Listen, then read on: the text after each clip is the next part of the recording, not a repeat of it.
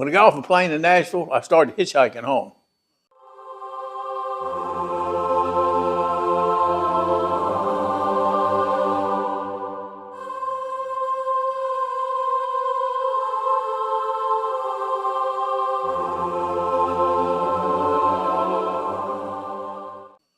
Okay, I got off the plane in Nashville, and I didn't have enough money to get home.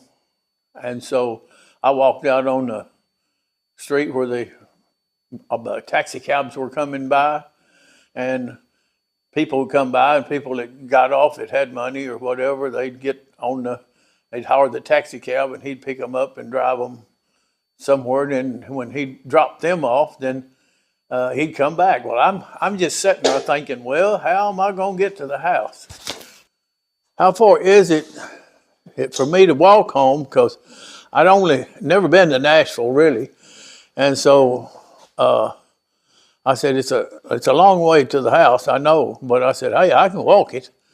And so I sitting on the thing of thinking about it, and I got kind of down in the dumps, and just sitting there thinking, boy, I got this close to home after spending a year over yonder, being shot at and living in a place where, and then finally they flew me back home. I've landed here, and they gave me a brand new uniform to put on and turned me out.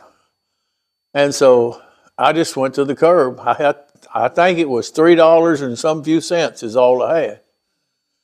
And that wasn't going to get a taxi cab, and I knew it because I'd seen other people come in and taxi cab.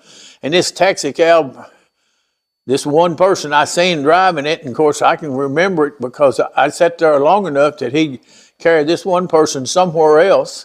He would drop him off, and then he'd come back empty.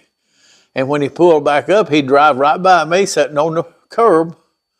And after he'd done about 3 or 4 trips, and I'm just sitting there looking and just thinking, well, I was trying to figure out a way to get to the house. And I said, hitchhiking is the only way I can get there.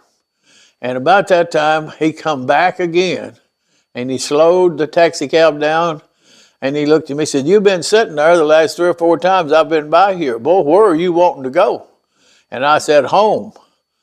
And I said, but I don't even know which way to start. And he said, where do you live? I said, well, I live in Dover, Tennessee, but you probably don't know where that's at. But I said, if I could ever get to Clarksville, Tennessee, I would know my way to the house. And he said, well, how much money you got? I said, I ain't got no money, $3.27 or something like that. Later on, I learned that maybe if you went and signed up and knew when you were coming, but I didn't know when I was getting out. See, I was supposed to have been home. But when I was in Vietnam, we couldn't get out from up there, so they couldn't get us out to go home when it was time for me to go. And so I had to stay there until they could get me out. And then when they did, I didn't do the part, I guess, to where if you do qualify for money, they'd pay you, because I didn't spend none of my money, didn't have nothing to spend it for. I'd have it sent home. And so when he stopped by, and I told him what I had, and he said, where do you live? And I told him, when I told him Clarksville, he said, well, I know where that's at. And he said, how much you say you had? $3 and something. And he said, get in here. So I got in the car and I went out to, started driving. I had no idea where we was going. He asked me about Vietnam, and he was a very nice taxi cab driver. And I went out to Highway 12, where it goes into Cumberland City, and it also went into Ashland City. So that was how he knew to get to Clarksville. And of course, I didn't know where Ashland City was, but I said, well, I want to go to Clarksville. He said, I'm going to carry you a straight road back down there. And he carried me out on, I believe it was Trinity Lane, at a little old hamburger joint, and he just pulled in and said, "Now, son, you get out here, right here." I think it was called Highway 12, and said, "You just keep walking on Highway 12. And if you just keep walking, the first place you'll come into will be a town called Ashland City." And he said, "That's the Highway 12. You just go straight through it. Now, you'll have some roads that turns off each way, goes into houses and stuff like that, and there's a lot of roads, but you just stay on the main road and go straight up and just keep it going." Well, so he let me out at the hamburger place, just outside, about city limits of Nashville, I guess. And so that's when I started walking. And I started thumbing, trying to get a ride. Well, nobody want to give me a ride. And most of them would holler, "Baby killer, we despise you, try to spit on you." And I said, "Man, you know what? This is a brand new uniform here, but I don't think I need this thing on, because ain't nobody like somebody that's been in the Army." And so I said, "You know what I'm going to do?" I was trying to hitchhike, but the first person that picked me up with no trouble at all was a fella driving a tractor and trailer truck, making a delivery in Ashland City. And so he said, "Well, I'm going right down there. I'll turn off just before we get to Ashland City, but you can ride with me down there." So I got in the truck, and he was a very nice fellow. And we rode down there to get about to Ashland City, and then he put me out. I was probably 5 miles out or something like that. And so I started humping it again, you know. So I said, "Well, this is slow-mo getting home, but I'll get there." And so I just kept walking, and then people, I'd stick out my thumb, and some of them looked like they're going to run over you. They just come in, then go back out in the road, whoop the gravel all over you, and you'd get out of the road. And then you'd see another car coming, and you'd look at the car or the truck first and say, "I just wonder," you know, you look for somebody maybe like an old person, but nobody liked anybody that was coming home from Vietnam. And so I had to just go out, pull my shirt off, and just had me an old T-shirt like kind of what I got on now, and no, definitely not something like this. And got back out on the side of the road. Well, they already knew, and you know, that might have been one out of every 5 that would have seemed a little better and just drove by and waved or something, but never give me a ride. And I just keep walking. And then I got into Ashland City, and I got a ride with somebody went about 4 miles down the road, wouldn't even get out of Ashland City, dropped me out. So, but hey, every bit I got out was some of it. And I walked, I guess maybe did that 2 or 3 times. And the next time that I got anybody, 1 out of every 5 people or 6 people that I'd stick my thumb out, they'd either try to run over me or spit at me or something like that. And so it got to where a lot of times if I seen them, maybe the same car, turn around and come back, I'd get off the road, because I didn't have no weapon. I didn't have nothing. I was just off with a discharge in. So I just kept walking and rode with the people that could. And I got off the other side of Ashland City. I was a pretty good piece out of Ashland City, and started walking. And the old truck driver told me, said, "You'll meet some people there, and a lot of my trucks that deliver to Clarksville." And he said, "Maybe somebody will pick you up there."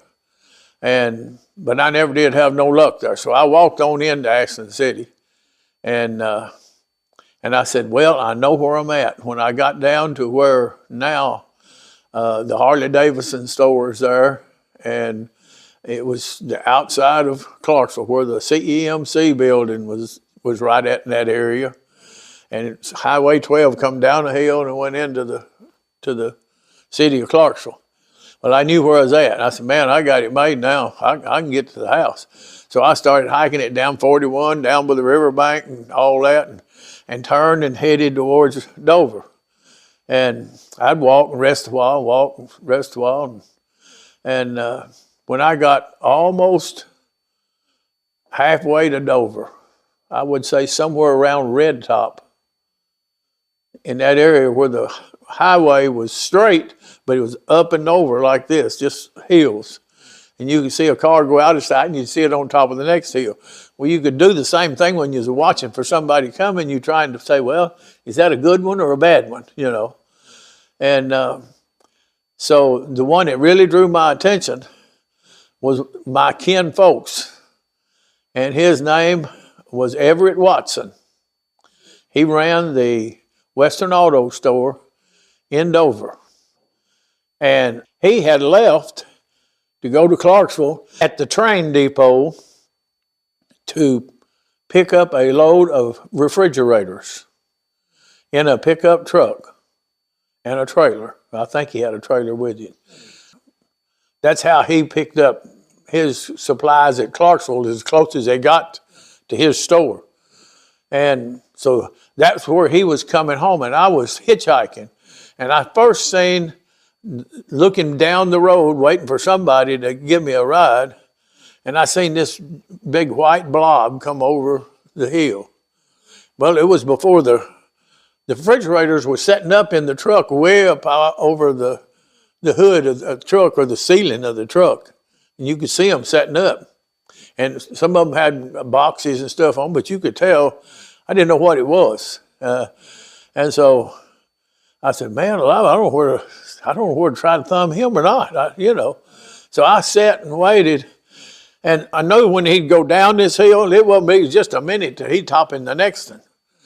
I said, man, that man's moving on. Boy, I could get home quick if I got a ride with him, but I'm not sure I want it. I said, I've lived the life I've lived for a solid year, and here I am going to get killed less than 30 miles from home. And I said, I don't think I want this. And I seen him coming, but I said, hey, man, it's a truck, got something else on it. And I said, maybe he'll slow down. And so I stuck my thumb out. Well, man, he went by me. I didn't stick it out till it was too late, because I guess he was probably running 70, 80 miles an hour when he come by me with all those refrigerators on. And I thought, my goodness, who in the world is that idiot?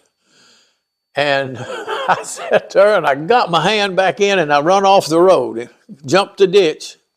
And boy, he went by.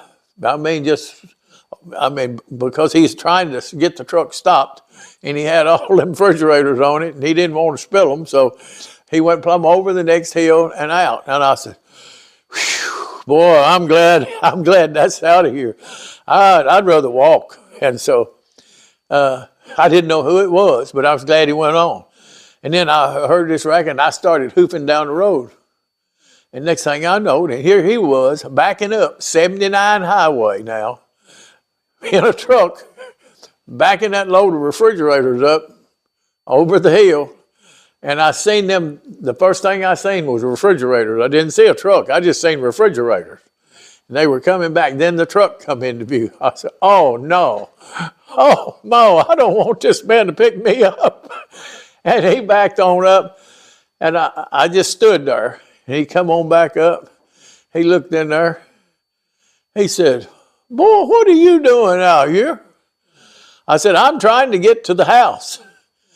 And he said, do you know who I am? I said, I sure do. You're kin to me. You're Everett Watson. You got the Western Auto in Dover. And he said, you got it, boy. He said, you on the way home? I said, yes, I am. I said, sometime in there he asked me, he said, well, man alive, where's your shirt and your uniform and all this stuff? I said, I got the T-shirt on. I had a T-shirt on. And I said, well, I took it off. He said, it's hot out here. I didn't want to tell him nothing else. And he said, get in here. I'm going to carry you to the house. I said, okay. I got in there. I thought, you know what? He picked her up, and he went up to 40 miles, 50 miles an hour, 60 miles an hour, and he's trucking on towards Dover again. And I thought, here I have lived a year over there in Vietnam, fighting to stay alive and hoping to get home, and this man is going to kill me before I get to the house. I said, he's driving like a maniac. I said, Everett, slow this thing down. I'm not in no hurry. Oh, well, I'm not either, but I need to get this stuff unloaded. I said, well, he gets to Dover, you turn left, you go down to where the Western Auto Store was and where the high school and stuff was at. And he's going to have to go down there because he's going to unload refrigerators. And I'm going to get out right there. So if I can just make it across the Cumberland River, I ain't just a little piece from home. So I was hoping it would. We come across the bridge. Of course, he was talking to me and you know, enjoyed talking with him. And we went across the bridge and he come up ready to make a left turn, so he had to stop. Well, I had the door open. I was ready to get out because, I mean, hey, I wasn't 2 miles from the house. And I said, I can walk that in a minute. And he said, wait a minute, boy. Wait a minute. Don't get out in this street, boy. You get run over. I said, that's a better shot than me doing where I'm at right now. He said, you stay in here, boy. I'm going to carry you plumb to the house. And so I closed the door back down. I said, oh, man, just let me live this. Just a few more miles. Just a few more miles, and I've got it made. And when he stopped down there and turned into the house, I said, wow. And I looked at him, and he said, buddy, I brought you all the way to the house. And I said, I sure do appreciate it. I said, and from that day on, that man told everybody I know of, and if anybody knows Everett Watson or any of the Darrell or Brian or all of the Watsons, they would know because he has told everybody about picking me up hitchhiking from Vietnam. And so ain't no telling how many people he's told. And so that was, when I got out of the truck, I looked inside. My mother, I'd sent a letter back earlier saying, hey, they blowed up everything here. We don't have any way to get out. And I was in North Vietnam. So I said, they wanted to get to us to pick us up and let us come in. But they couldn't get to us. I was supposed to have got home like 2 weeks before, but I was hung there for that whole 2 weeks waiting to get home. And of course, and the reason for that is every time that they'd try to, we'd fix a road, they'd blow it up. Or they'd blow up a mess kit place where we ate, whatever, you know, get something to eat. They'd blow that up. And that's where I got the shrapnel that I found in a piece of bread. I was eating the next morning and found that piece of shrapnel. But I didn't find the shrapnel. I found a loaf of bread that had never been cut up. And I started eating on it. I knocked the dust off of it and started eating, or sand really was what more was on it than anything, because where the sandbags tore all the pieces, it scattered sand everywhere. So you beat it off and then started eating it, but I noticed a brown spot in the bread. And I just kept eating it, and when I got probably half a loaf of bread, that's where that round had come out, and it was red hot, and it hit the end of the bread, and it went all the way up in that bread and stopped. And that's some of the shrapnel I brought home, of course. And I bit down on it, and I said, well, I will be dogged. Look here. I said, I'm going to send this to the house. It wasn't but just a little bitty piece, diamond-shaped square. And so I sent it to the house and told Mom, I said, put that up. I said, I found that in my bread. But while I was over there, my weapon was a M14. And then they came out with the 16s that began to jam on everybody. And there was a lot of soldiers killed while they were broke the gun down trying to fix the gun when they lost their lives. And I had asked for my 14 back, and there was a captain, had to go downtown, and any time that you had to carry some one of them, that's what the Viet Cong looked for. And what they looked for was a Jeep with 2 antennas on it, meaning you had an antenna with the place you was going and an antenna from where you was from, where they could keep up with him and where he was going, and they'd try to catch him and blow that Jeep up if they could. And I told him, he said, I need you to carry me out of here. I said, I'm getting out of this place. And we had to bury a Connex for him when he stayed up there for 2 nights, I think. And then they got him out before anybody else could bother him. But we had to dig that hole and put the Connex down in the ground. He wouldn't stay on the ground in behind the sandbags like we did. He got to go underground in the Connex, and he would still radio and talk, antenna sticking out. And I don't know what they were doing, but that's what they did when he was there. And he came to me, and I said, they just give me the M16. That's the one that jammed. And I didn't like it because I knew some of the friends of mine that had ended up using them. And I said, he said, do you feel any safer about getting me to Dong Ha? And that's about, I'd say 15 miles away.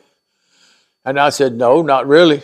And he says, well, what is it you're scared of? I said, I'm scared of your 2 antennas. That's the first thing. And I said, the second thing I'm scared of, they trying to blow that up. And I said, I've got a 16 here that jams. And I said, I don't trust it. I said, I know I can carry more ammunition, but I don't want it. I'd rather take a 14 because I was trained on it. He said, what'd they do with it? He said, they took them up and give us 16s. And he says, where are they? And he picked up this phone, he rang on it, and he said, you go down there and get the 14 back. So I went back down there, and they gave me the 14 by him telling them, said, you give it to him. And then when he come back, he said, are you ready to go? I said, yes, sir, I'm ready. So we hopped up, and away we went. I brought him to Dong Ha. I sure did. And we made it. We had a beach sweeper go out in front of us. Of course, they really tried to take care of an officer. I felt safer driving him once we got on the road, and if there wasn't somebody ambushing us somewhere, why, you know, it was a good chance because he had a beach sweeper go down the road, and it was just running the blade through the road, and if there was a mine in the road, it'd blow it off, and he'd just drive on through it, you know, and it'd go out. And then when he'd pull off the road, well, we had it clear to go on, you know. So that's how that was when I got the whole situation. When Everett wrote me in there, my mother was inside the fish market tying on a net. She was building a fishing net at home. And she had no idea, and I've never seen a happier woman than she was when I got in. She was really, and of course, there was a happy boy there too. I was very, very happy to get to the house, knowing that I didn't have to go back. So my mother wanted to baby me real good.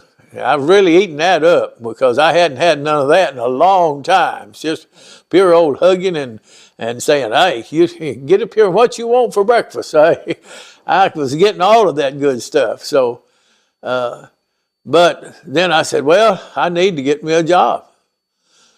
And she said, well, I said, I don't know. I don't think people like you from TV, what we get on TV. I said, I know that, but I said, hey, I don't mind working. And so I went to Will R. Brigham's and asked him, could he use me? He said, well, I can't use you too much, but I can use you some. And so I started working with him, but I didn't get to work very much.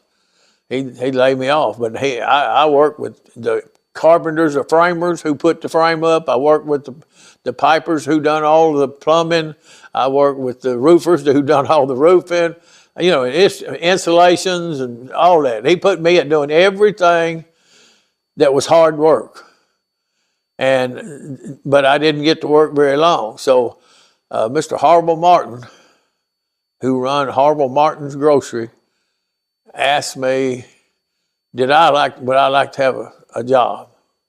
And I said, yeah. He said, well, come on. I'm cutting trees. So you ever log? I said, well, yeah, with a 49 model case tractor clearing new ground, but I said, it's been a long time ago. And he said, oh man, I said, we got mules and all. So I started logging, and I was dragging the timber out, unhooking, go back in the woods, cut another tree, drag it out, and then he'd come by with a truck and load them and haul them to the mill. And that was my job. And then Will R. Brigham started calling me back, wanting me more. And I would work for Will R. Brigham a little while, then I go back logging. One day, E.J. Pratt, the superintendent of Fort Donelson, talked to my father and said, "Hey, is Marvin want a job?" And he said, "Yeah, he needs one. He's doing some logging for Harville Martin right now." And he said, "I tell you what, tell him to come see me in the morning. I'll hire him." And so the next morning, Daddy came home at night. He said, "Boy," said, you want to go? You want a job?" I said, "Yes, sir." He said, "I can tell you where you can get one." I said, "All I can tell you is what he told me." He said, "All you're going to be doing is just driving a pickup." And I said, "Man, that beats dry following a horse any day." And doing what I'm doing, I said, "Hey, I'll take it. He said, "Be there in the morning." So, son, the next morning I got on, put me some skivvies on, some wingtip shoes, and I thought, hey, I'll drive anywhere. They got me to go. I got it made. And when I got in there, well, they told me where to go, and I went down to what they call the maintenance center, where they done all the dirty work. And I went in down there, and Smitty Wallace was one, Jim Crutcher was one, Sidney Sykes was one, Robert Sykes was one that worked there. And they were all ready to go to work that next morning. And I walk in, and I look at them. Park uniforms wasn't no uniforms then. You just come to work with what you had. So and they had just old overalls on, old boots, and it was dirty. They was all done put their overalls on, and they had their wheelbars up in the cemetery, and the picks and the shovels and all that. And I said, I wonder what they want me to do. I'm going to be carrying them somewhere or something. And so I thought I was going to haul them somewhere. Well, they said, "What are you doing down here?" I said, "Well, I'm down here because I'm waiting for the superintendent. He's supposed to be here. He's coming down here." I said, "Yeah." He said, "I'm going to be driving a pickup." He said, "You're at the wrong place then, boy." I said, "No, I'm not either. It's where he told me to come." Well, he was coming down out of the cemetery where the flagpole was, and walking down the road. Well, he'd come behind the old building. You could see him coming down the road, but he was just walking down, had his uniform on, slick-looking uniform. I thought, well, maybe I'm going to haul him somewhere, So he come walking down the road. He didn't have nothing in his hand, but he had set a pick outside the door. And when he went by, he just picked the pick up and held her down. And when he walked inside the building, he come through the door, he set the pick just on the outside, leaned it up against the door and come in. And he said, "Well, you fellas meet Marvin here." Said, "He's going to be working with us." And I looked at them and I thought, well, something don't seem right because I'm just not dressed for this. But I said, hey, this is better than being shot at. So, hey, who cares? I said, I can work one day and quit. It don't make no difference. Well, they all wanted to laugh at me. I said, hey, I still may be carrying them somewhere. He said, Noel was his name, and he knew him they talked to each other. He said, "Noel, did you tell him what he'd be doing?" I said, "Yeah, he told me I'd be driving a pickup." And he said, "Well, he sure didn't lie to you." He said, "I'm going to tell you something." And all the time he was telling me that, he was standing at the front door, and he just opened that door. He just swung her open, and the pick was leaning up against her that he sat there when he went in. It wasn't there when I went in. But he grabbed that pick, and he come around like this, and he walked over to me, and he said, "See this?" He said, "This is a pick." And he said, "We've got 3 soldiers coming in from Vietnam that's been killed, and we got 7-foot graves to dig. These men can't do it all by themselves, and we need you to help dig the graves." And the first thing I thought of, well, I wonder if it's some of them I know, but I didn't know them. And I said, "Oh, no, man." I said, "I don't want no job like this. Burying people that I work with." I said, I said, I work today, but I ain't working no more. I'll go to the house this evening. I'll find me another job. I'll go back to the Muse. So got up there and got to digging the graves. You had to dig a hole 7 foot deep if the person was married and asked for a place for his wife to be buried. Then, or if he had his wife died and he was married to her, she would be buried 7 foot deep, and he'd have to be buried on top of her. So all of the graves I was digging at that time was 7 foot deep. And you start on the ground and you say, you got a, what you call a crate that the dirt stays there to fill the grave in once he's in the, and you start digging here going down, and this, you're going down and this is going up because you're throwing the dirt up high. And when you get down about 6 foot, 7 foot, you've got to pitch it all 6 or 7 foot high, and then it's got to get on top of the dirt that's already piled up. And so, I mean, that was a job, but that's the only way that they dug them. I said I was going to quit that day, but they all got to really pranking, Sidney, Jim, all of them. I got really liking talking to them. I mean, you know, a horse won't talk back to you. And you're out there in the woods by yourself, and, you know, you just, I said, hey, these old men, they halfway good. You know, I like shooting a jam with them because they was asking me about Vietnam. They was wanting to know what I was going to do. And I said, hey, man, I ain't looking at it. I'm living at the house. But I said, I'm going to think about building me a house. He said, what are you going to build a house with? I said, well, I sent every penny I made when I was over there and I was drawing hazard duty pay.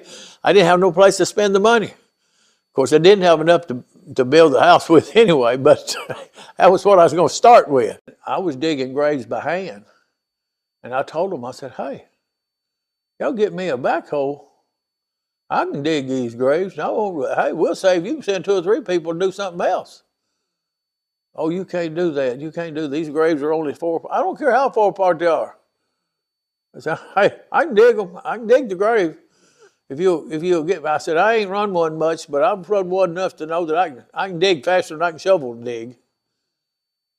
And I said, if we got that many funerals coming in and the parents is waiting to get their loved ones in the grave, then I said, hey, I can give my part right now. I said, I'll dig them. Well, he went to Fort Campbell and screened the first backhoe that ever came to Fort Donelson. And when he screened that backhoe, I wasn't big enough. The boss wouldn't let me operate the backhoe. He didn't like it. He said, you can't do this. You're not paid that scale, so you can't do it. I said, well, I ain't charging you. I'm just going to do it because, hey, it's easier on me. He'd say no, and he'd stay there and run the thing, but he'd get tired of it and didn't know how I was doing it anyway. And when he would leave, I'd get it.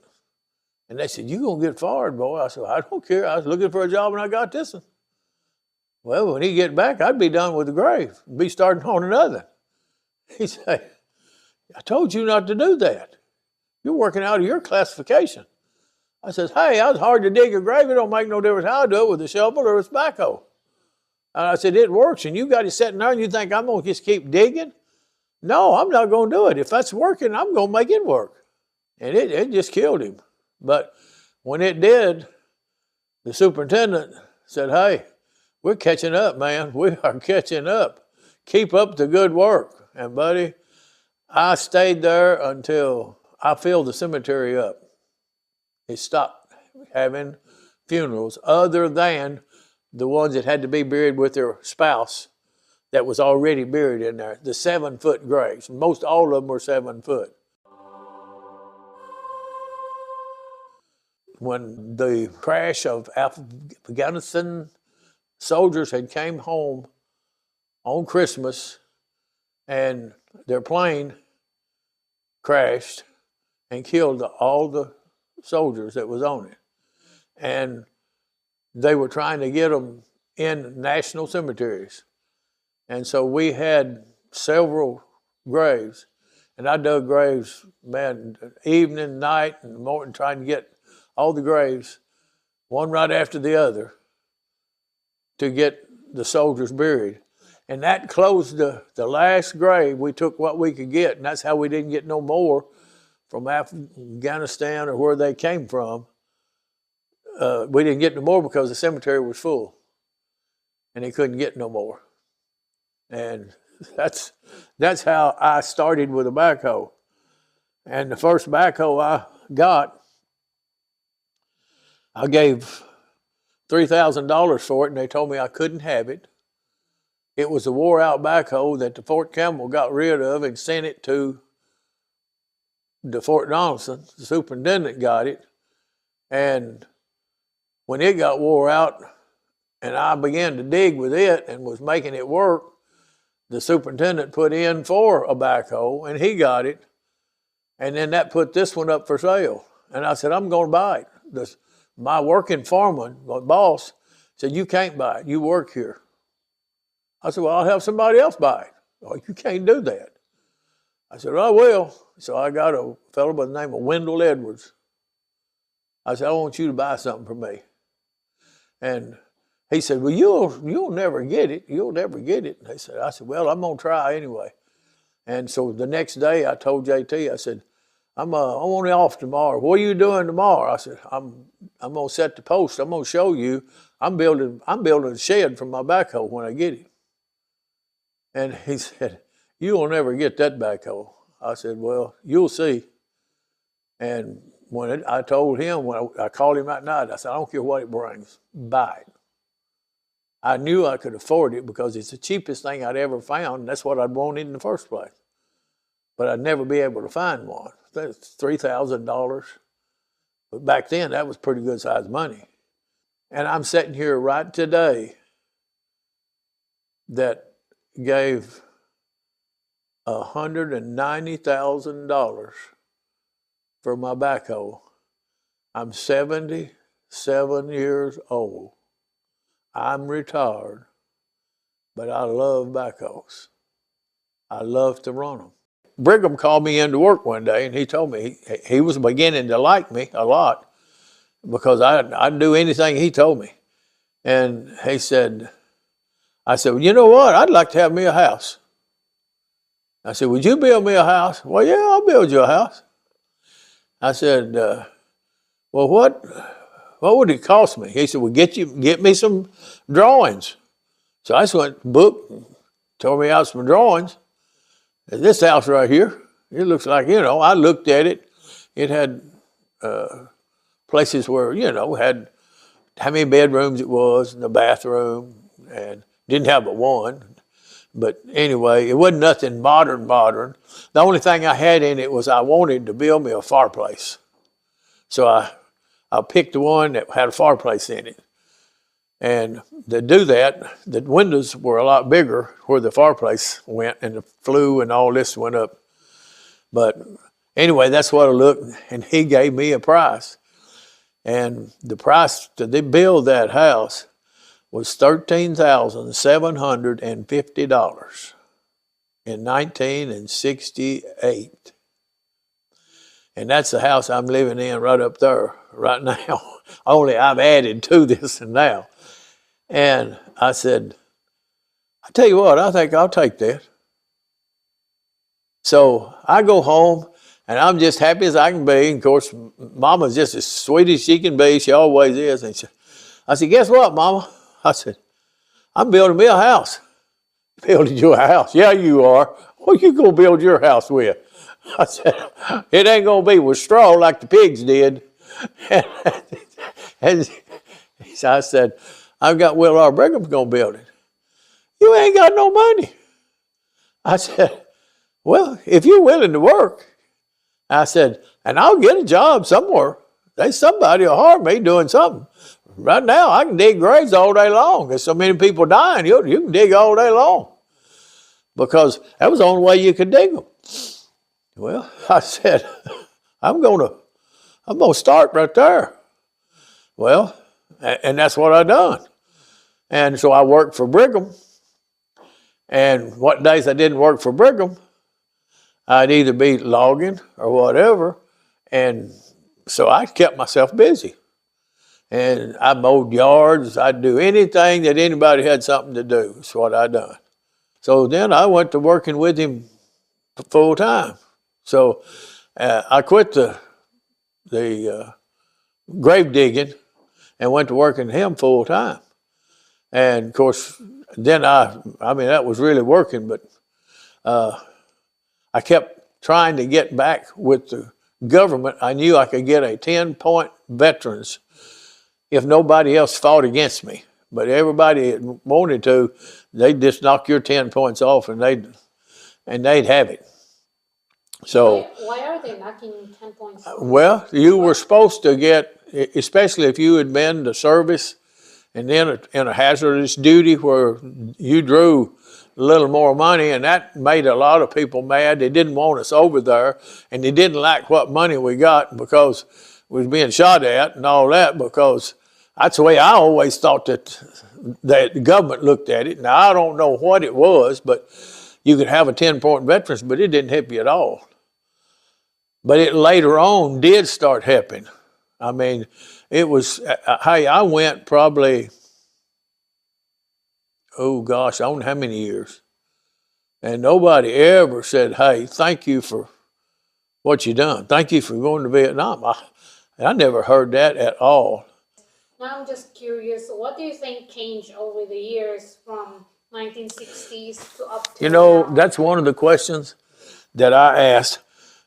Matter of fact, Whitey Vaughn, the first person I ever had came into a store and bought me and Marty our lunch and came over to the table and said, I want to thank you for your service in Vietnam. And I'm looking around and say, who else is in here? I was stunned. And his name was Whitey Vaughn. And he called me about 2 hours ago, and I'll call him tonight. He lives in Oklahoma. And he met me and Marty. We was on a motorcycle trip. I was riding my motorcycle when I met him. Had no idea who he was. He walked in, came over and thanked us, thanked me, and for thing.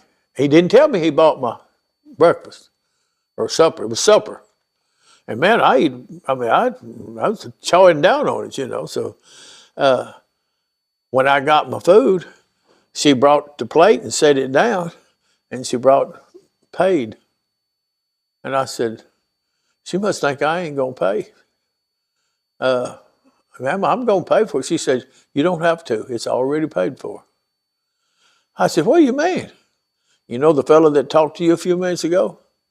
He said, buy their lunch. Whatever they eat, you pay for it. I'll be back in here tomorrow, and I'll pay you. I was just in the border of Oklahoma. When you came back, how did you deal with normal life?